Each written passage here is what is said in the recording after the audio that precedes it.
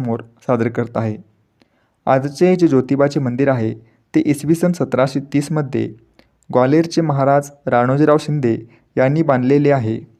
पण यापूर्वीचे ज्योतिबाचे मंदिर नावजी पाटील यांनी बांधले असल्याचे सांगितले जाते.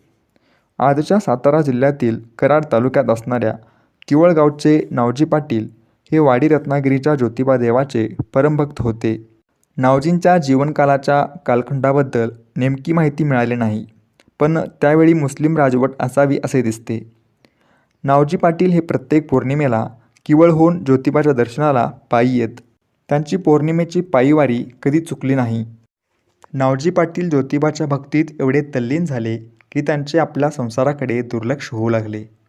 घरची श्रीमंती जाऊन दारिद्र्य आले. एक वेळच्या जेवणालासुद्धा नावजींचे कुटुंब महाग झाले.